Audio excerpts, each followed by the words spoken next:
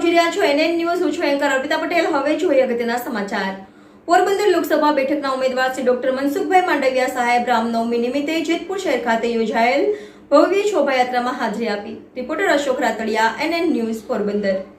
દર્શક મિત્રો, તમારી આસપાસ બની રહેલી અવનવી ઘટનાઓ વિશે જાણવા માટે NN ન્યૂઝને લાઇક કરો, શેર કરો, સબસ્ક્રાઇબ કરો અને બેલ આઇકન પ્રેસ કરો, જેથી આપને નોટિફિકેશન્સ મળતી રહે.